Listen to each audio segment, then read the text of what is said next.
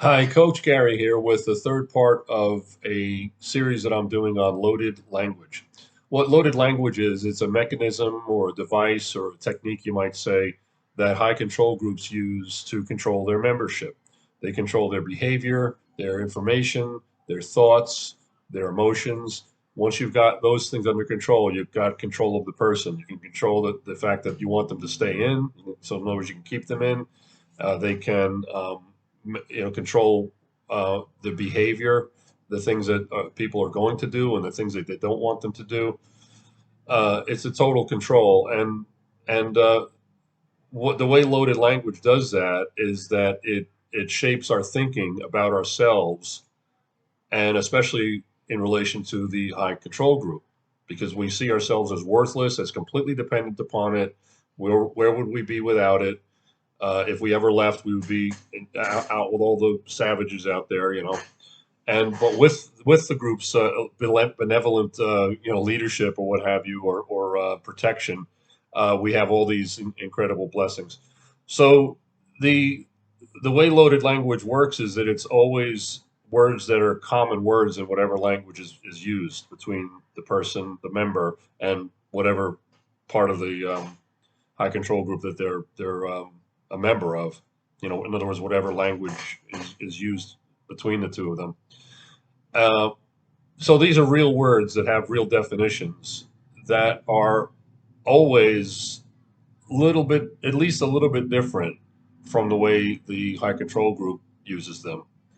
Might start out a little bit different, might be kind of subtle, but over time it becomes more and more pronounced to the point where we just start after 20, 30, whatever years of being in this high control group, we think that this is what this word means to everybody, even though it doesn't. It only means that to us as part of this high control group.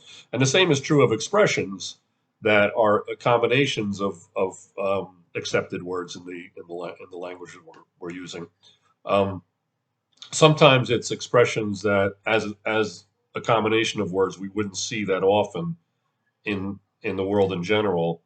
Other times it is, and that's the case with the one we're going to do today, because we're going to be discussing undeserved kindness.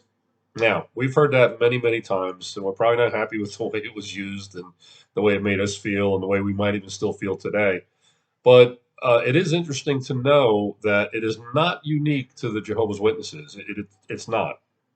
If you and I'm going to try to make this discussion not so much about the Bible teaching, and religious thought, but we have to kind of wade into it just a little bit to make the point here.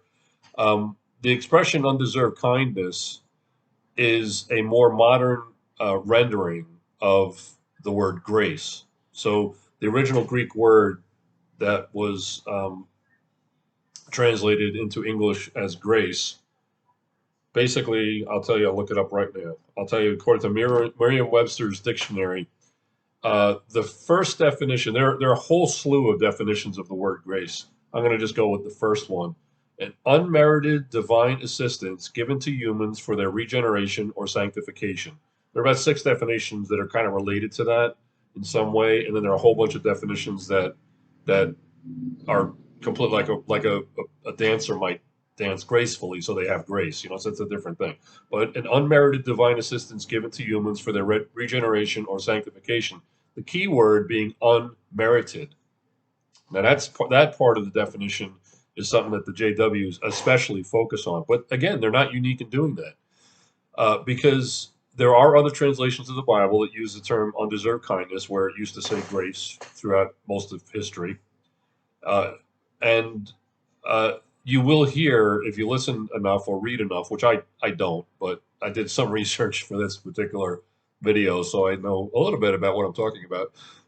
You will find that it is a common teaching that we are under God's grace, that God did something for us that was an incredible manifestation of His grace toward us, and we don't deserve it. That's the whole point, is that we don't deserve it. That's the thinking.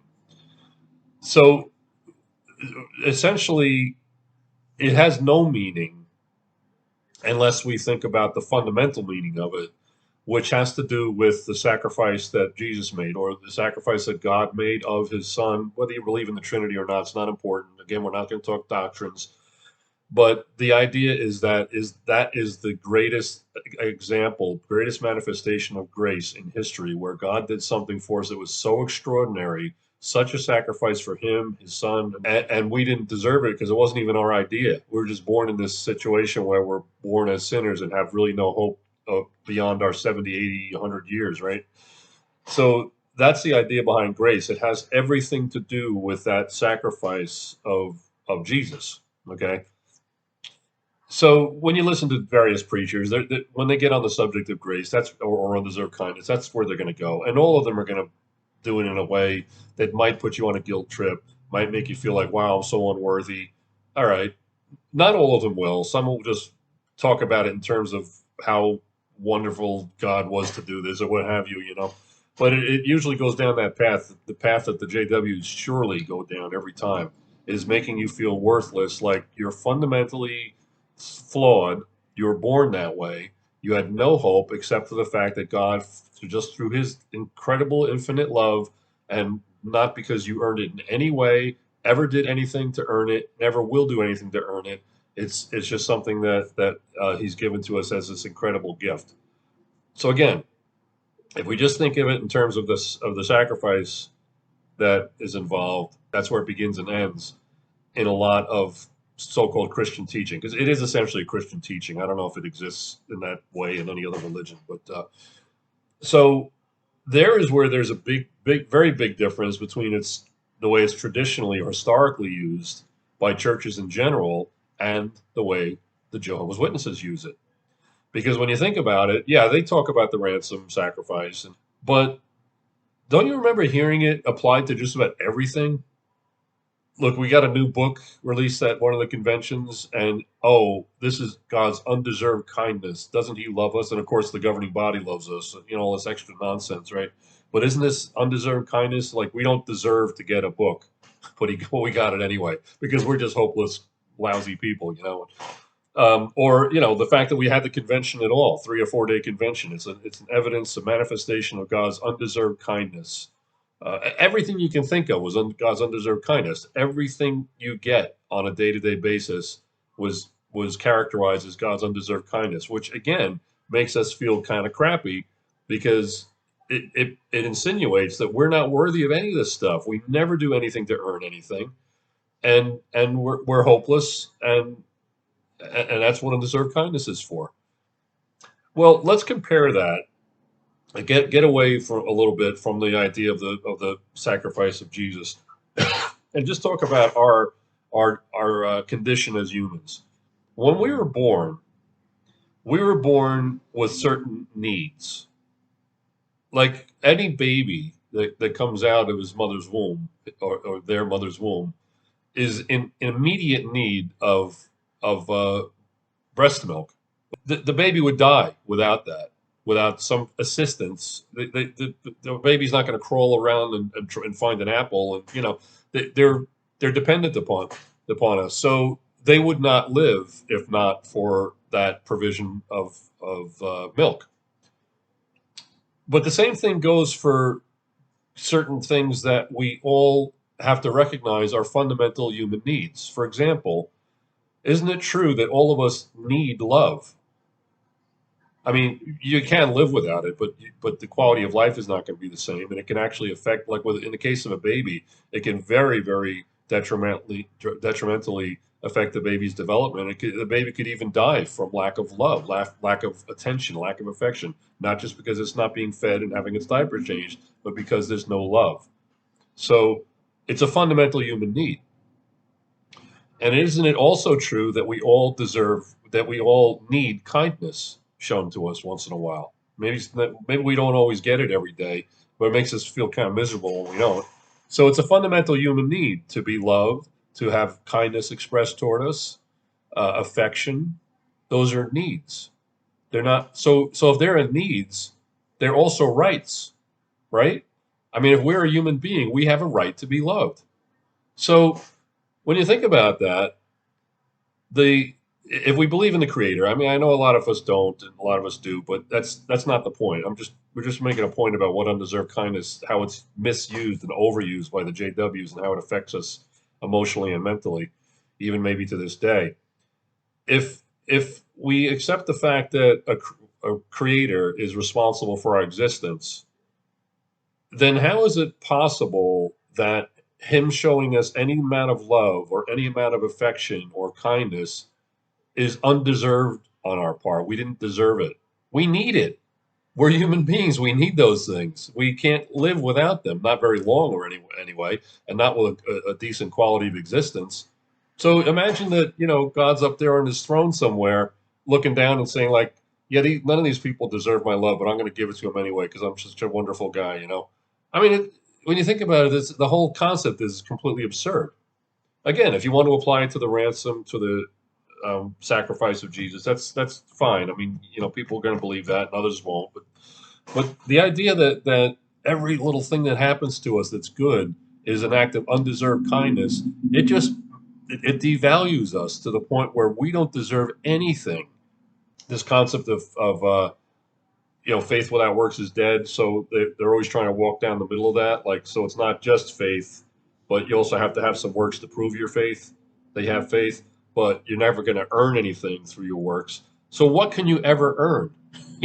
We're not supposed to go to college. We're not supposed to have highfalutin jobs, and this and that. So we're not really great earners. So what do we ever get that we deserve, if according to the JW thinking?